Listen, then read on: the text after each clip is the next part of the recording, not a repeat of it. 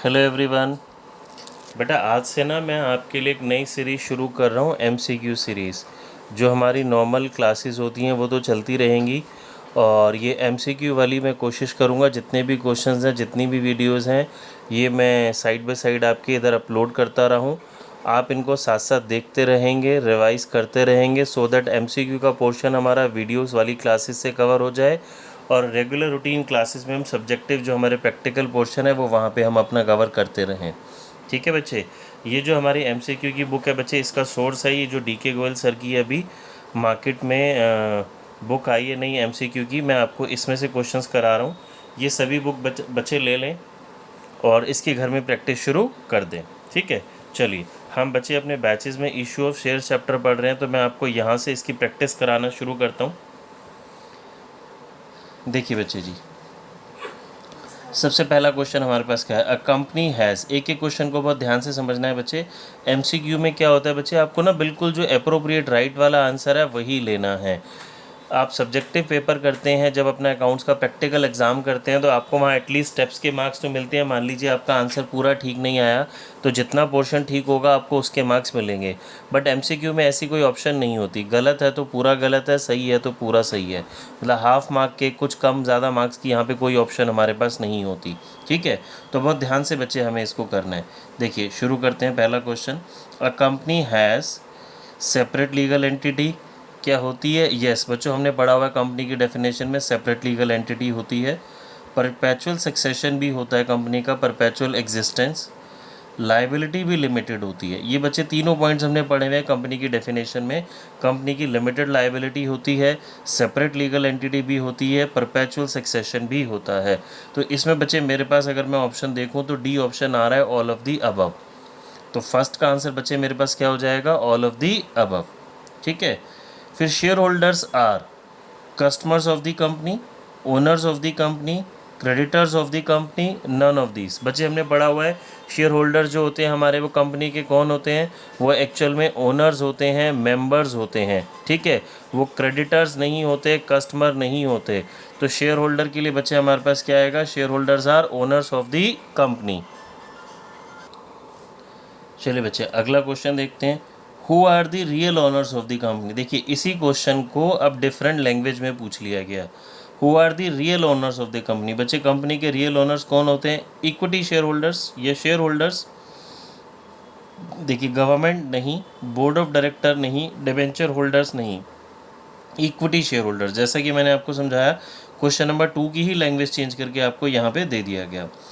Fourth point, a company is created by special act of parliament, companies act, member या investor.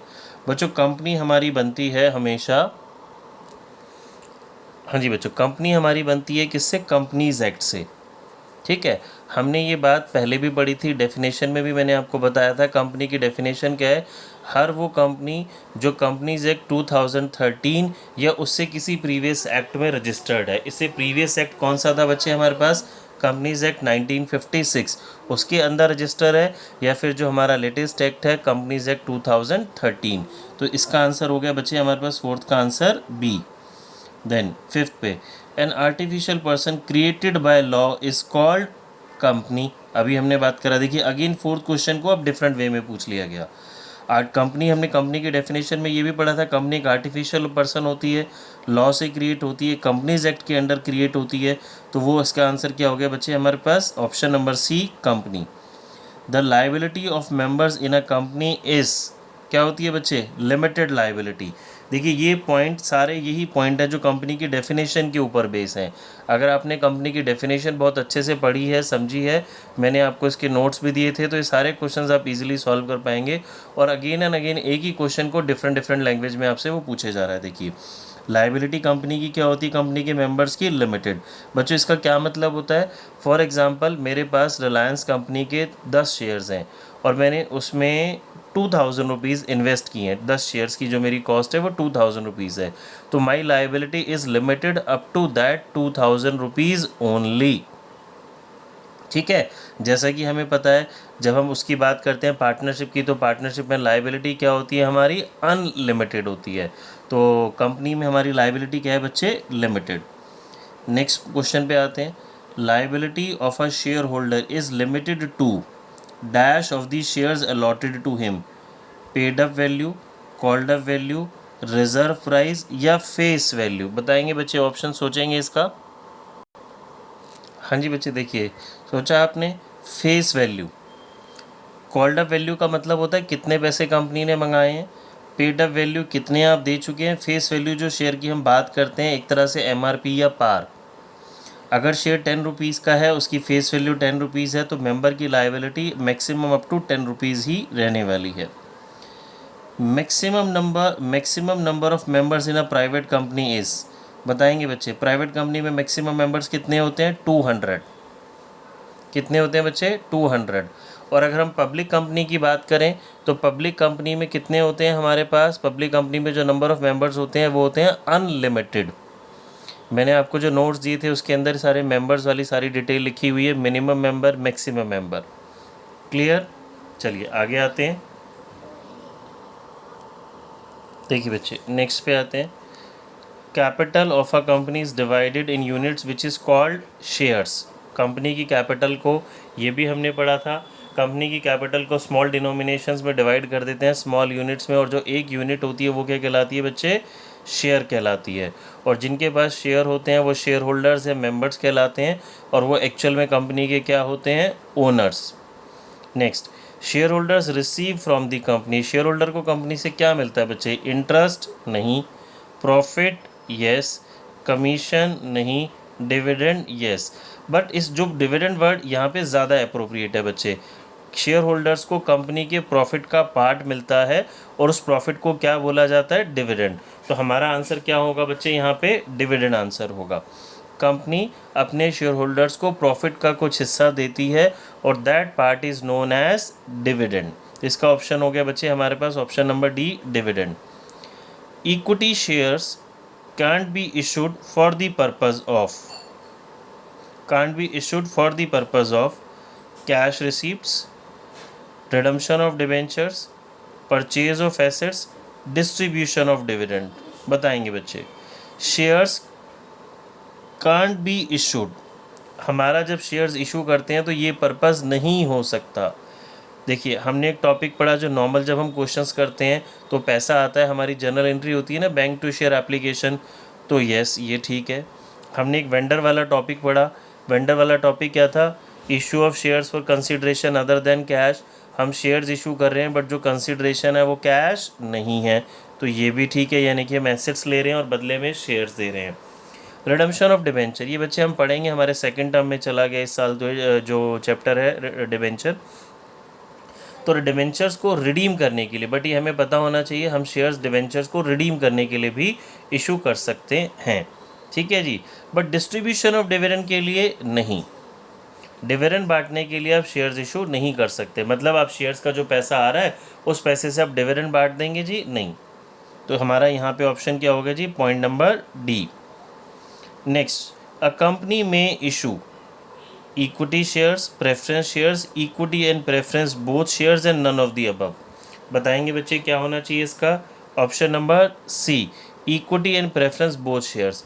Company equity और preference दोनों तरह के shares issue कर सकती है ना बच्चे, तो यहाँ पे इक्विटी भी कर सकती है, प्रेफरेंस भी कर सकती है, but option number C is more appropriate. Equity and preference दोनों इशू कर सकती है। अगर मैं खाली यहाँ पे ए पे या बी पे टिक करूँगा तो बच्चे मेरा वो गलत हो जाएगा। तो यहाँ मेरा राइट ऑप्शन क्या है, option number C, none of the above तो है ही नहीं। नेक्स्ट आगे आते हैं बच्चे जी, देखिए, a company can't issue redeemable equity shares, redeemable debenture, redeemable preference shares, fully convertible debenture.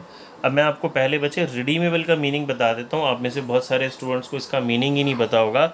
Redeemable का मतलब होता है जो कि रिडीम हो सकता है, जिसके पैसे कंपनी रिटर्न करती है। रिडीमेबल का मतलब आप नॉर्मल लैंग्वेज में ले सकते हैं रिटर्नेबल, जिसका पैसा कंपनी वापस करती है।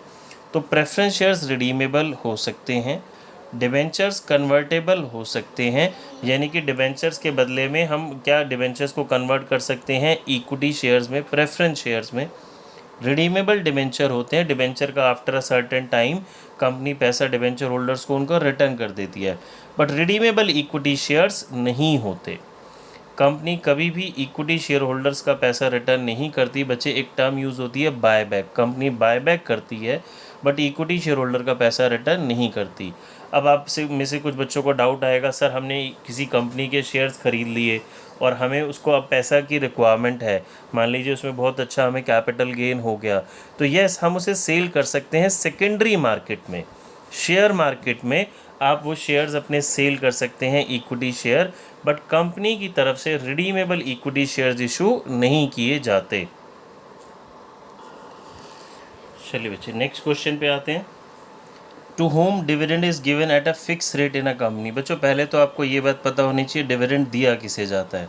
बच्चे डिविडेंड दिया जाता है शेयर होल्डर्स को। दो तरह के शेयर होल्डर्स होते हैं हमारे, इक्विटी और प्रेफरेंस। क्या इक्विटी शेयर होल्डर्स को फिक्स रेट से डिविडेंड मिलता है? बिल्कुल नहीं। प्रेफरेंस शेयर होल्डर्स को फिक्स रेट से डिविडेंड मिलता है बच्चे, ठीक है जी। देखो मैंने आपको क्लास में प्रैक्टिकल क्वेश्चंस में कराया भी था, मैं आपको लिख के दिखाता हूँ रफ पेपर पे एक बारी। मैंने आपको क्लास में एक बात समझाई थी, जब हम प्रैक्टिकल क्वेश्चंस करते हैं तो कई जगह बच्चे हमने एक ऐसे वर्ड देखा था लिखा हुआ 9% प्रेफरेंस शेयर। तो मैंने आपको समझाया था ये 9% बच्चों क्या डोनेट करता है यहाँ पे? Rate of dividend. यानी कि प्रेफरेंस शेयर होल्डर्स को फिक्स 9% रेट से क्या मिलेगा? डिविडेंड। दोबारा मैं आपको बात समझाऊं बच्चे, दो तरह के हमारे शेयर्स होते हैं, equity shares and preference shares. इनका रेट ऑफ डिविडेंड फिक्स नहीं होता और प्रेफरेंस शेयर होल्डर्स का रेट ऑफ डिविडेंड फिक्स होता है, ठीक है। अब ऑप्शन पढ़ते हैं बच्चे। ऑप्शन आ गई हमारे पास, इक्विटी शेयर होल्डर्स नहीं, डिवेंचर होल्डर्स नहीं। अब बड़े सारे बच्चे ना इसमें आंसर डिवेंचर होल्डर कर देंगे, क्योंकि डिवेंचर पे जो इंटरेस्ट दिया जाता है वो फिक्स रेट से दिया जाता है। बट बच्चे को यहाँ पे बात ध्यान में रखनी है, यहाँ पे उसने वर्ड मेंशन करा है बच्चे डिविडेंड, इंटरेस्ट नहीं है, डिविडेंड है। तो डिविडेंड तो सिर्फ शेयर होल्डर्स को मिलता है, to preference share holders, to promoters. तो इसका आंसर हो गया बच्चे मेरे पास ऑप्शन नंबर बी। चलिए आगे आते हैं। Preference share holders have preferential right as to dividend only. Dividend उनको प्रेफरेंशियल प्रायोरिटी बेसिस पे मिलता है, ये ठीक है स्टेटमेंट, बट आगे बढ़ते हैं। Preferential right in the management, preferential right as to repayment of capital at the time of liquidation of the company, point number C भी सही है। Preferential right as to dividend and repayment of capital at the time of liquidation of the company. बच्चे अगर आप बात पढ़ेंगे point number D, तो इसमें पॉइंट नंबर सी भी राइट है, पॉइंट नंबर ए भी राइट है, सी भी राइट है, और पॉइंट नंबर डी के अंदर ए और सी दोनों को कंबाइन करके लिख दिया गया है। तो मेरी ऑप्शन बच्चे यहाँ पे क्या होनी चाहिए? Point number D. तो मेरी ऑप्शन क्या रहेगी? डी, बिकॉज इसके अंदर प्रेफरेंस शेयर होल्डर्स को प्रेफरेंशियल बेसिस पे डिविडेंड की बात भी बोली गई है और रीपेमेंट के टाइम पे भी प्रायोरिटी की बात बोली गई है पॉइंट नंबर डी के अंदर। तो हमारा आंसर है पॉइंट नंबर डी। आगे, the shares on which there is no any fixed rate of dividend is decided but the rate of dividend is fluctuating every year according to the availability of the profit, such shares are called. बच्चे answer हमें already पता है इसका, equity share. Equity shares के ऊपर fix rate से dividend नहीं मिलता। इक्विटी शेयर होल्डर्स पे जो डिविडेंड होता है वो हर साल चेंज होता है अकॉर्डिंग टू प्रॉफिट्स। तो नॉन क्यूमुलेटिव प्रेफरेंस शेयर, देखिए ये तो तीनों प्रेफरेंस शेयर हैं तो ये वैसे ही क्रॉस हो गए क्योंकि प्रेफरेंस शेयर्स पर डिविडेंड फिक्स होता है। तो हमारा आंसर क्या हो गया बच्चे? Option number A. Next, preference shares in case the holders of these have a right to convert their preference shares into equity shares at their option according to the terms of issue, such shares are called। बच्चों क्या कह रहा है ये?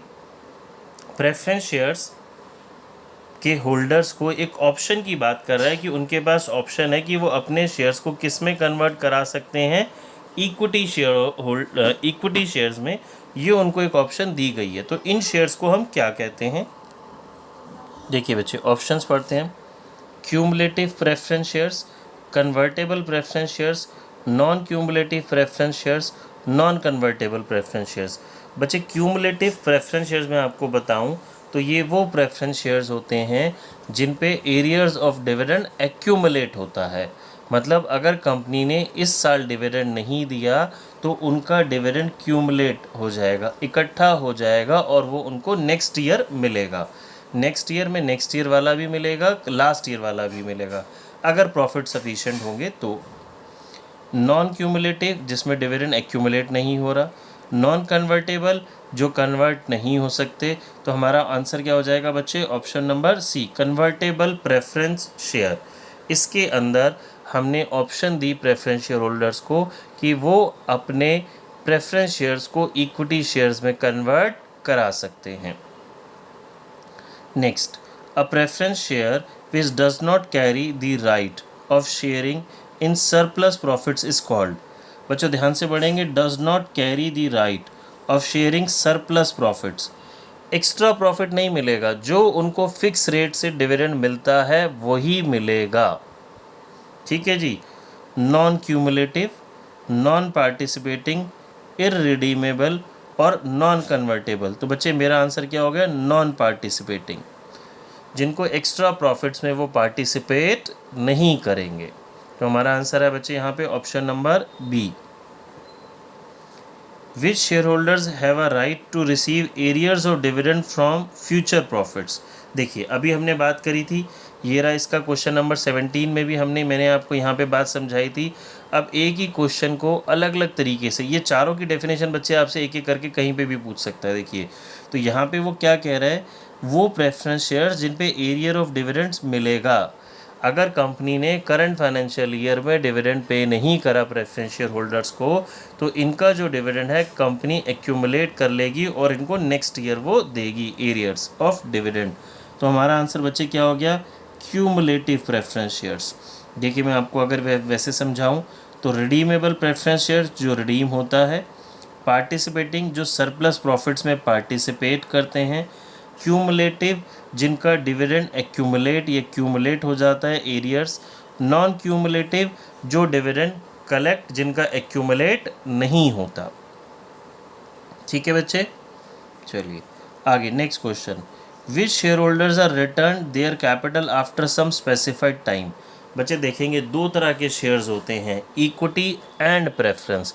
हमने पढ़ा equity shares redeemable होते ही नहीं हैं, कंपनी उनको वापस खरीदती है, बट वो टर्म होती है हमारी बायबैक, रिडीमेबल नहीं होते। ठीक है, तो रिडीमेबल कौन से शेयर्स होते हैं बच्चे? प्रेफरेंस शेयर्स, वो रिडीमेबल हो सकते हैं। तो हमारा आंसर हो गया इसका redeemable preference share, option number A.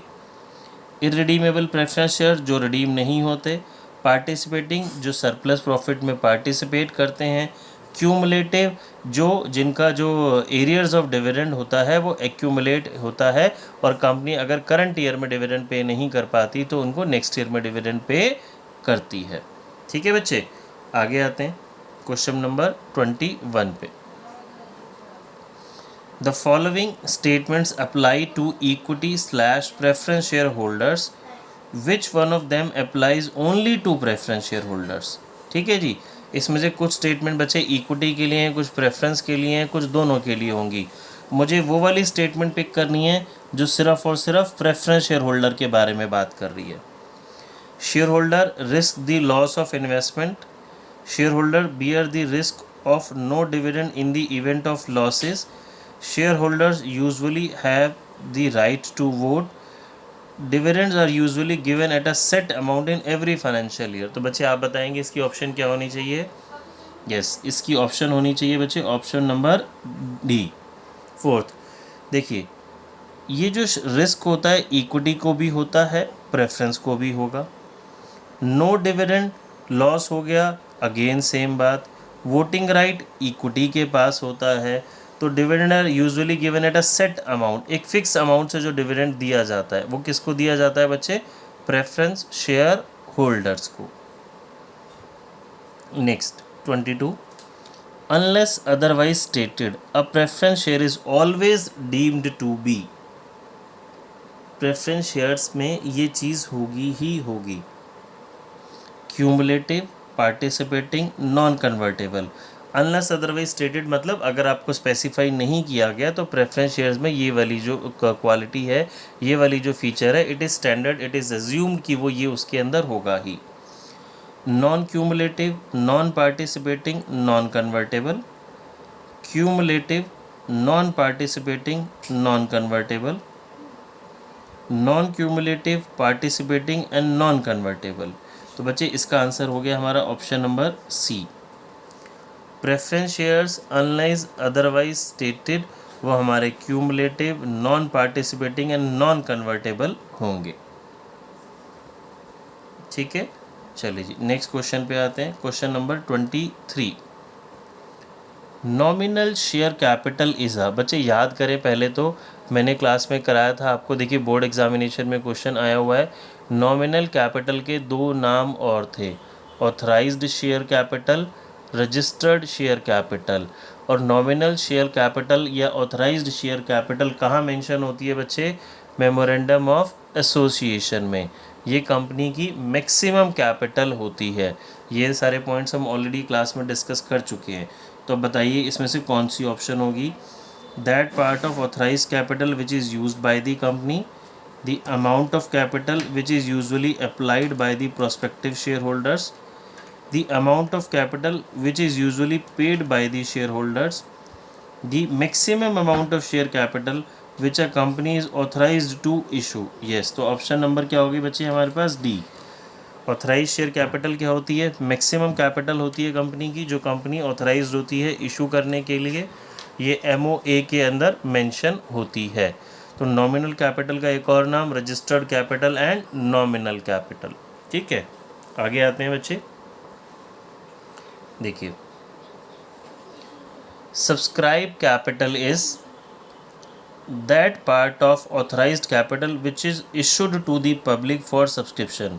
अच्छा, पहले मैं आपको सब्सक्राइब का मीनिंग बताऊं, याद करो बच्चे, हमने पढ़ा था पहले हमारी कैपिटल होती है, सबसे पहले हमने पढ़ा था जी ऑथराइज्ड शेयर कैपिटल, फिर इशूड शेयर कैपिटल, देन हमने पढ़ा था सब्सक्राइब शेयर कैपिटल।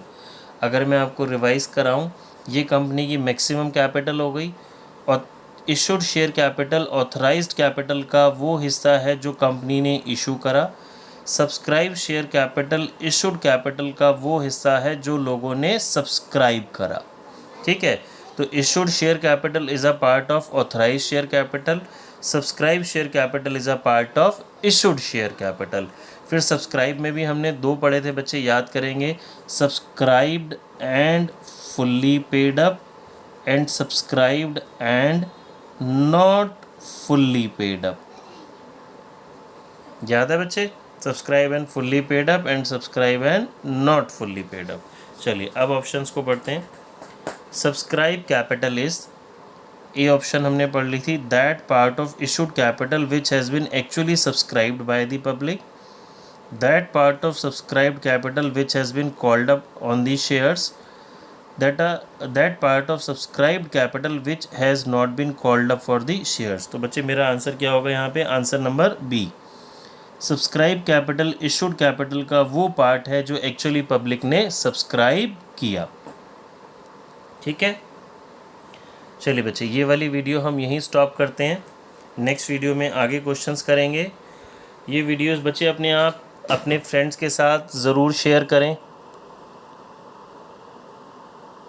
ओके बच्चे, बाय।